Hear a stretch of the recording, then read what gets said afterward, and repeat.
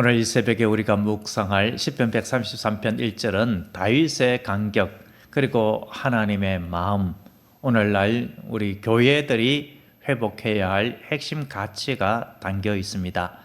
다윗은 먼저 1절에서 이렇게 간격적인 고백을 하고 있습니다. 보라, 형제가 연합하여 동거함이 어찌 그리 선하고 아름다운고 라고 했습니다. 여기서 보라라고 하면서 너무나도 감격스러운 감탄사를 바라고 있습니다.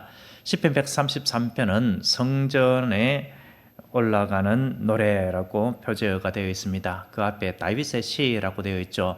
성전 순례시 모음집 15편 중에 14번째에 해당합니다. 저자가 밝혀진 것은 5편인데 4편이 다윗의 시편이요, 한 편은 솔로몬의 시편 127편입니다. 다윗의 이 시편으로 밝혀진 4번째 중에서도 마지막 시편이 되겠습니다. 그런데 이 133편이 다윗의 시라고는 되어 있지만 언제 어떠한 사건을 배경으로 지어졌는가에 대해서는 언급되어 있지 않습니다. 그런데 내용상으로 볼 때에 다수의 학자들이 추측하기는 다윗이 이제 통일 왕국의 왕이 된 이후에 법궤, 언약궤를 시온성 예루살렘에 안치하고 모든 이스라엘 백성들의 마음이 분열되고 나누어졌던 마음들이 하나가 됨으로 말미암아 하나님 앞에 예배할 때에 그 하나됨의 간격, 하나가 되어서 오직 하나님 앞에 예배하고 찬양하는 그 모습을 보고 너무나도 감격해서 이 시편을 적은 것으로 보고 있습니다.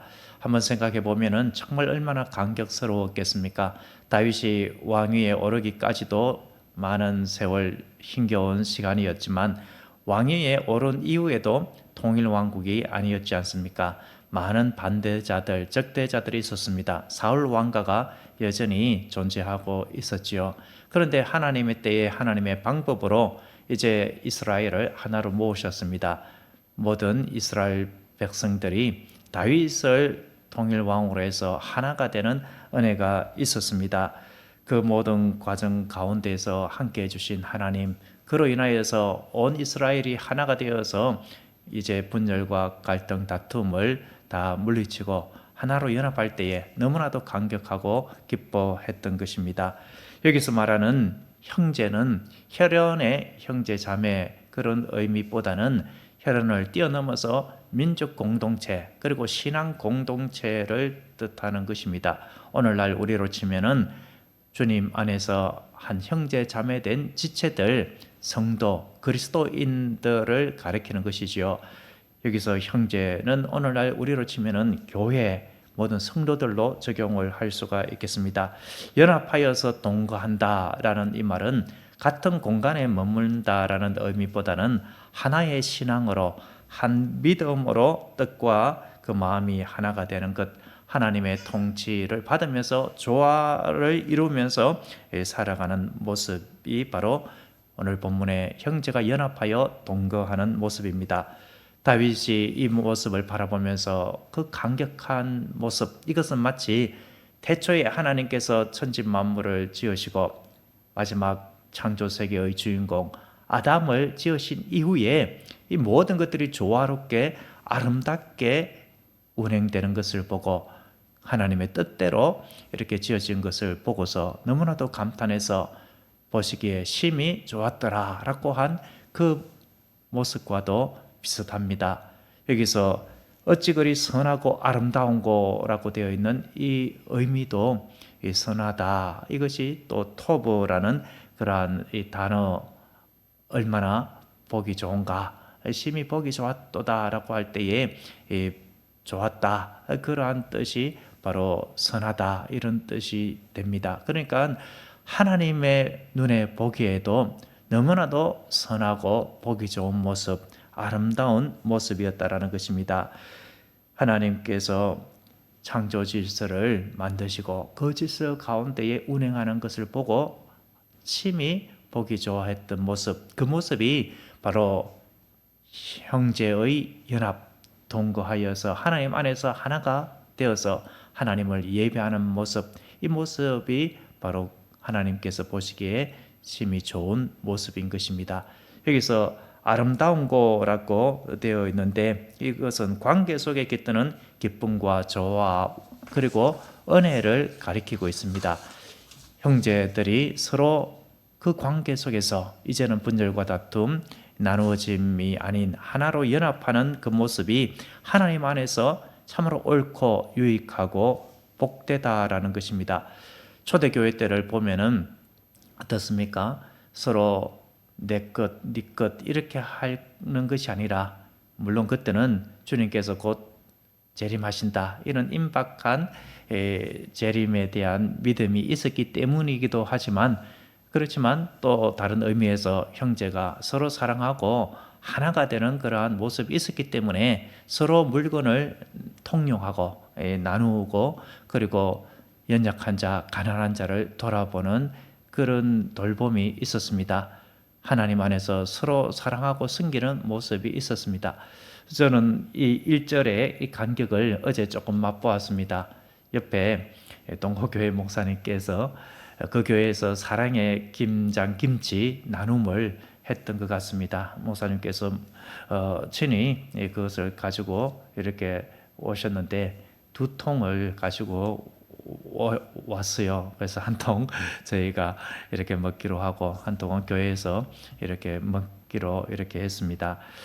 그 모습을 제가 이렇게 섬김을 받으면서 참 그래도 지역에 있는 교회 또 개척교회 또 목회자 그런 모습들을 생각하면서 뭐 저희뿐만 아니라 이렇게 저렇게 또 나누셨겠죠.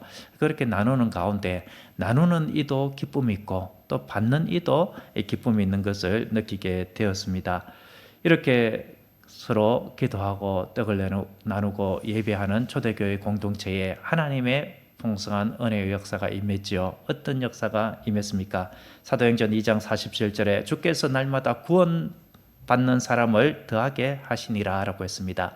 연합된 공동체 위에 하나님의 은혜와 부흥의 불길이 솟아오르는 것입니다. 내일 다음 주에 살펴볼 2절 3절도 이렇게 연합할 때에 형제가 하나가 될 때에 하나님께서 주시는 복이 얼마나 큰가 이것을 말씀하고 있습니다. 세계적인 지휘자 레너드 번스타인에게 사람이 물었습니다. 오케스트라에서 가장 중요한 악기가 무엇입니까?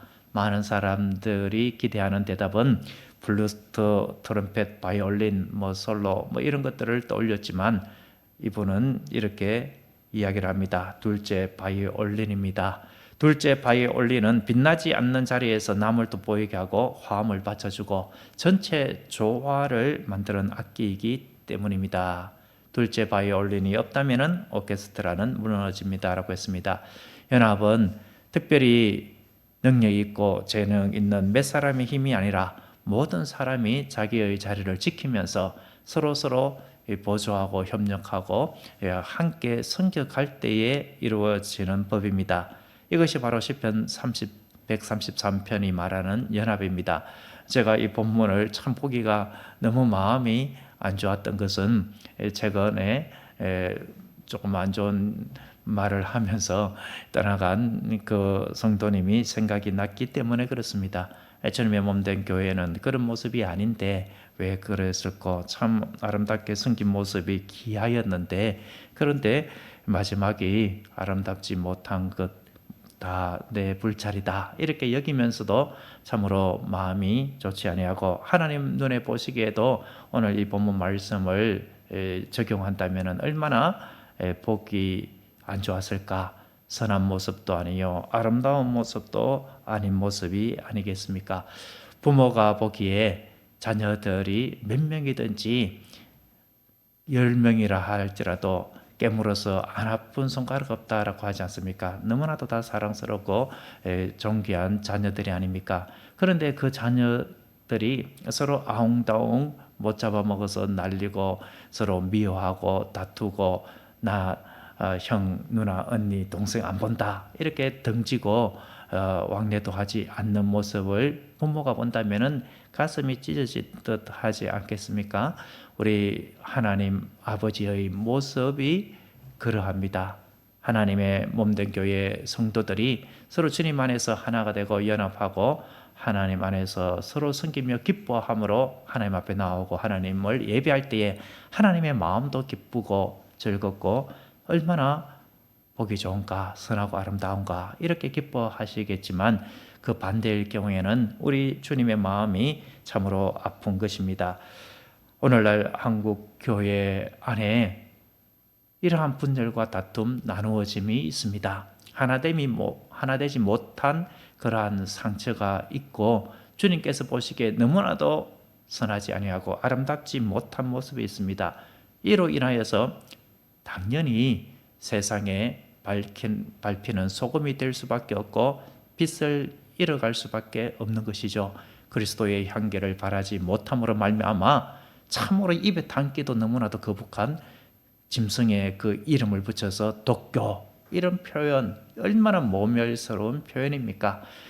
성도들의 모습 속에 그리스도의 그 모습이 향기가 드러나지 않기 때문에 물론 일부일 수도 있고 점점 그 일부가 더 확장되어서 다수인 것처럼 느껴지는 그런 모습들 때문이 아니겠습니까?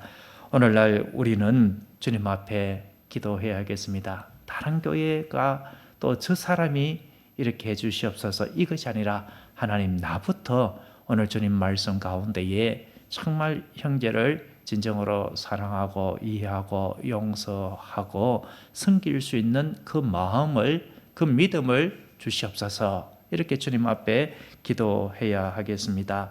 우리 포천 새소망교회부터 주님께서 보시기에 아름다운 신앙 공동체, 연합하여 하나됨을 이루어가는, 평화를 이루어가는 그러한 공동체가 되게 하옵소서. 이 기도가 있을 때에 우리는 평화를 깨는 자가 아니라 피스메이커, 평화를 이루는 자로, 하나됨을 이루는 자로 쓰임받게 되고 이로 인하여서 주님께 기쁨을 돌리게 될 것입니다.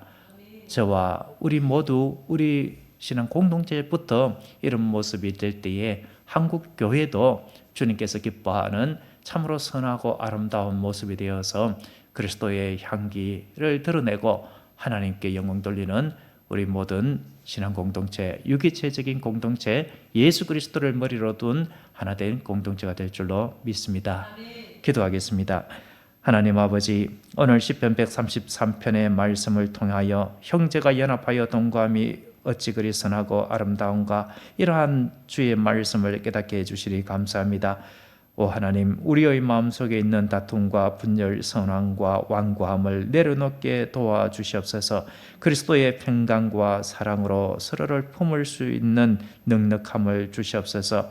우리 포천 새소망교회가 주님께서 기뻐하시는 하나된 공동체가 되게 하시고 성령의 위로와 기쁨이 넘치는 교회가 되게 하옵소서. 오늘 하루도 내가 먼저 양보하고 이해하고 섬기고 사랑함으로 하나됨의 통로가 되게 하옵소서. 예수님의 이름으로 기도드립니다. 아멘.